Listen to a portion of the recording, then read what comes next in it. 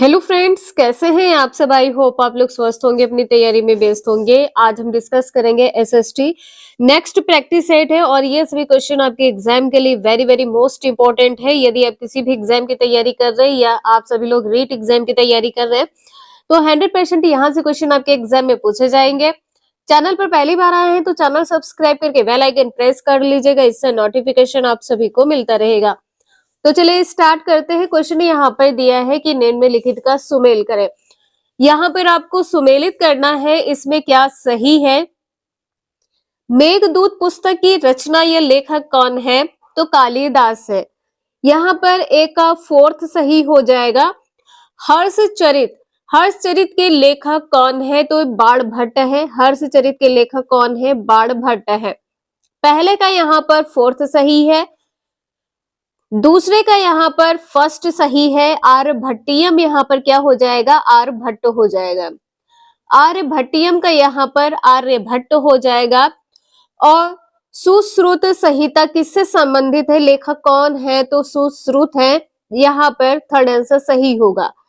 सी का 2 सही हो जाएगा। 4 1 2 3 आंसर सही है। 4 1 2 3 पहला आंसर यहाँ पर आपका सही है। बाणभट्ट की अन्य पुस्तक यहाँ पे ध्यान रखिएगा, एक है हर्षचरित, दूसरी है कादम्बरी। इसके बाद में है आर्यभट्ट। आर्यभट्ट की पुस्तक का और क्या नाम है, ब्रह्म सिद्धांत। और पुस्तक का क्या नाम है, ब्रह्म सिद्धांत। ये सभी क्वेश्चन आपके एग्जाम के लिए इंपॉर्टेंट है, इसलिए आप सभी लोग इन्हें कहीं पर भी नोट डाउन कर लीजिएगा। और सूर्य सिद्धांत किससे संबंधित है, सूर्य सिद्धांत पुस्तक के लेखक कौन है, तो आर्यभट्ट हो जाएंगे। कालिदास की अन्य पुस्तक का नाम क्या है, मेघदूतम है। अन्य पुस्तक है मेघदूतम। और क्या हो जाएगी, ऋतु संहार, ऋतु संहार। और यहाँ पर रघुवंशम हो जाएगी, रघुवंशम। इन सभी पुस्तक को आप सभी लोग जरूर ध्यान रखिएगा, एग्जाम के लिए इंपॉर्टेंट है। और यहाँ पर अन्य पुस्तक के नाम भी ध्यान रखिएगा। अमर पुस्तक के लेखक कौन है, अमर कोश पुस्तक के लेखक कौन है, अमर सिंह है। अमर कोश पुस्तक के लेखक कौन है, अमर सिंह है। पंचतंत्र पुस्तक के लेखक कौन है, पंचतंत्र पुस्तक के लेखक कौन है, विष्णु शर्मा है। विष्णु शर्मा है। विशाखा दत्त के लेखक कौन है, आप सभी लोग कमेंट करके जरूर बताइएगा। यदि आप सभी लोग किसी अदर स्टेट में टीचिंग एग्जाम की तैयारी कर रहे हैं तो ये वीडियो आप सभी के लिए बहुत बहुत ज्यादा महत्वपूर्ण होने वाली है, क्योंकि आप लोगों को पता है एसएसटी और जीएस से क्वेश्चन आपके एग्जाम में 50 या 80 नंबर के क्वेश्चन पूछे जाते हैं, जो आपके लिए स्कोरिंग होने वाला है। तो इसलिए आप सभी लोग कंटिन्यूटी जरूर बना के रखिएगा। क्वेश्चन यहाँ पर नेक्स्ट है, निम्नलिखित में से कौन सा स्तूप सफेद पत्थर से निर्मित है। कौन सा स्तूप है जो सफेद पत्थर से निर्मित है, आंसर यहाँ पर अमरावती सही हो जाएगा। सी आंसर यहाँ पर सही है, अमरावती। नेक्स्ट है, कौन चंद्रगुप्त द्वितीय की राज्यसभा में एक नवरत्न नहीं था। कौन नहीं था, फाहियान नहीं था। और कौन कौन से नवरत्न थे, वर रुचि थे, वराहमिहिर थे, धनवंतरी और अमर सिंह, अमर सिंह, हरिसेन, हरिसेन। इसके बाद में है सकू, सकू कहिए या शंकु कहिए, वेतल भट्ट, वेतल भट्ट। और इसके बाद में है कहापनका। इसके बाद में अन्य नाम है कहापनका। अजीब नाम है लेकिन आप सभी लोग इसको जरूर ध्यान रखिएगा, कहापनका। ये नवरत्न थे किसके राज्यसभा में, तो चंद्रगुप्त द्वितीय के राज्यसभा में। आंसर यहाँ पर आपने देखा है, डी सही है। फाहियान कौन था, तो ये चीनी यात्री था। फाहियान कौन था, चीनी यात्री था। और यह भारत कब आया था, किसके शासनकाल में भारत आया था, चंद्रगुप्त द्वितीय के शासनकाल में। चंद्रगुप्त द्वितीय के शासनकाल में भारत आया था। यदि आपसे ईस्वी पूछे तो ईस्वी यहाँ पर हो जाएगा 399 से 414 ईस्वी। 399 से 414 ईस्वी आंसर यहाँ पर आपका सही होगा। और यहाँ पर जो चंद्रगुप्त द्वितीय लिखा है, इनका शासन समय कब से कब तक माना जाता है? 380 से 412 ईस्वी। 380 से 412 ईस्वी का शासन समय माना जाता है। और इनको और क्या कहा जाता है? कला व साहित्य प्रेमी। कला व साहित्य प्रेमी कहा जाता है। आप सभी लोग कमेंट करके बताइएगा कि चांदी के सिक्के किसने जारी करवाए थे? चांदी के सिक्के किसके शासनकाल में जारी किए गए थे? वेरी वेरी मोस्ट इंपोर्टेंट है, एग्जाम में आपका पूछा गया है, इसलिए आप सभी लोग कमेंट करके इसका आंसर जरूर बताइएगा। चंद्रगुप्त द्वितीय की राज्यसभा में जो नवरत्न थे, इनको किस प्रकार से यहाँ पर वर्णित किया गया है? तो वर रुचि इनका कार्य क्या था? तो यहाँ पर व्याकरणकर्ता थे। ये क्या थे? व्याकरणकर्ता। ये व्याकरणकर्ता थे। इसके बाद में वराह मिहिर, ये क्या थे? खगोल शास्त्री। ये खगोल शास्त्री थे। खगोल शास्त्री थे। इसके बाद में है यहाँ पर धन्वंतरी। तो धन्वंतरी ये चिकित्सक थे। धन्वंतरी क्या थे? ये चिकित्सक थे। धन्वंतरी चिकित्सक थे। इसके बाद में जो शंकु है, शंकु क्या थे? तो शंकु यहाँ पे क्या हो जाएगा? वास्तुकार। शंकु यहाँ पर वास्तुकार हो जाएगा। इसके बाद में अभी आपने देखा था कि अमर सिंह, अमर सिंह क्या थे? तो अमर सिंह थे कोषाध्यक्ष। अमर सिंह क्या थे? कोषाध्यक्ष थे। कोषाध्यक्ष। आप सभी लोग कमेंट करके बताइएगा जादूगर कौन था, किसका नाम था? ये आप सभी लोग कमेंट करके जरूर बताइएगा।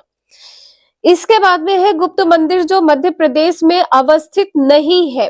कौन सा मंदिर है जो मध्य प्रदेश में अवस्थित नहीं है? तो ये हो जाएगा देवगढ़ का दशावतार मंदिर।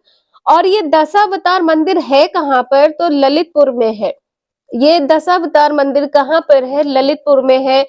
यदि आपसे कहा जाए कहाँ पर, प्राचीन कहाँ पर है? तो प्राचीन झांसी में। प्राचीन झांसी में है। आंसर यहाँ पर आपका सी सही हो जाएगा। झांसी यानी कि उत्तर प्रदेश में है। उत्तर प्रदेश में है। इसके बाद में है यहाँ पर भुमरा का शिव मंदिर। भुमरा का जो शिव मंदिर है ये कहाँ पर है? नागौर मध्य प्रदेश में। कहाँ पर है? नागौर। नागौर मध्य प्रदेश में है। और इसके बाद में जो आपका तिगवा का विष्णु मंदिर है, जो विष्णु मंदिर है ये कहाँ पर है? तिगवा में है। तिगवा कहाँ पर है? जबलपुर। तिगवा कहाँ पर है? तो जबलपुर में है। जबलपुर मध्य प्रदेश। भीतरगांव मंदिर कहाँ पर है? तो भीतरगांव मंदिर है भीतरगांव में। और ये मंदिर कहाँ पर है? कानपुर उत्तर प्रदेश में। ये कहाँ पर है? कानपुर उत्तर प्रदेश में है। आप सभी लोग कमेंट करके बताइएगा कि जो पार्वती मंदिर है ये कहाँ पर है? मध्य प्रदेश में किस जगह पर है? पार्वती मंदिर मध्य प्रदेश में किस जगह पर है? क्वेश्चन नंबर नेक्स्ट है, निम्नलिखित में से क्या अनन्य रूप से संघात्मक लक्षण नहीं है? जो संघात्मक लक्षण नहीं है, आंसर यहाँ पर आपका बी सही हो जाएगा। न्यायिक पुनरावलोकन, या आप इसको ये भी कह सकते हैं द्विसदनात्मकतावाद। इसका आंसर यहाँ पर आपके एग्जाम में बी व सी दोनों सही माना गया है। नेक्स्ट है, समुद्रगुप्त ने सर्व कर दान, आज्ञाकरण और प्रमाणागमन की नीति के शासक के साथ अपनाई। जो ये नीति है किस शासक के साथ अपनाई है? तो आंसर यहाँ पर आपका क्या सही होगा? कामरूप। यहाँ पर पहला आंसर सही हो जाएगा, कामरूप शासक के साथ ये नीति अपनाई है। समुद्रगुप्त को क्या कहा जाता है? भारत का नेपोलियन। भारत का नेपोलियन कहा जाता है। भारत का नेपोलियन कहा जाता है। और शासन समय कब से कब तक का है? 335 से 375 ईस्वी। 335 से 375 ईस्वी का शासन समय माना जाता है। समुद्रगुप्त को कविराज की उपाधि भी प्रदान की गई है। समुद्रगुप्त को किसकी उपाधि प्रदान की गई है? कविराज की। कविराज की उपाधि प्रदान की गई है। इंपॉर्टेंट है, एग्जाम में आपके कई बार ये रिपीट हो चुका है। नेक्स्ट है अजंता के चित्र किस धर्म से संबंधित है? तो जो अजंता के चित्र है ये बौद्ध धर्म से संबंधित है। सी आंसर यहाँ पर सही है। नेक्स्ट है गणितज्ञ और खगोल शास्त्री आर्यभट्ट ने आर्यभट्टियम नामक पुस्तक निम्नलिखित भाषा में से किसमें लिखी है? आर्यभट्टियम नामक जो पुस्तक है आर्यभट्ट ने किस भाषा में लिखी है? तो ये संस्कृत भाषा में लिखी है। आंसर यहाँ पर आपका बी सही होगा। नेक्स्ट है निम्नलिखित में से किसे भारतीय नेपोलियन कहा जाता है? अभी आपने देखा है समुद्रगुप्त को कहा जाता है। आंसर यहाँ पर आपका डी सही होगा। हर्षवर्धन का शासन समय कब से कब तक माना जाता है? 606 से 647 ईस्वी तक का समय माना जाता है। हर्षवर्धन की जो जीवनी है ये किस भाषा में लिखी गई है?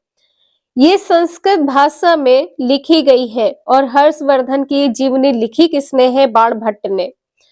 बाणभट्ट ने ये जीवनी लिखी है किस भाषा में? संस्कृत भाषा में। और महाराजा धीराज किसको कहा जाता है? महाराजा धीराज किसको कहा जाता है? चंद्रगुप्त प्रथम को। चंद्रगुप्त प्रथम को कहा जाता है। और इनका शासन समय कब से कब तक माना जाता है? 319 से 335 का शासन समय माना जाता है। अभी आपने देखा है क्वेश्चन नंबर 63 में महाराजा धीराज की उपाधि धारण करने वाला प्रथम गुप्त शासक था। तो ये प्रथम गुप्त शासक कौन था? चंद्रगुप्त प्रथम। चंद्रगुप्त प्रथम इनका शासन समय कब से कब तक माना जाता है? 319 से 335 ईस्वी तक माना जाता है। और ये पुत्र किसके थे? तो ये पुत्र थे घटोत्कच के। घटोत्कच के पुत्र थे। घटोत्कच के पुत्र थे। और अपना शासन कब से प्रारंभ किया है? अपना शासन प्रारंभ कब किया है? तो शासन प्रारंभ किया है कब से? 319 ईस्वी से। 319 ईस्वी से। आज के लिए इतना ही। मिलते हैं नेक्स्ट क्लास में। अगर आप लोगों को ये वीडियो थोड़ी भी यूजफुल लगी हो तो please like share and subscribe जरूर करें। Thank you for watching this video.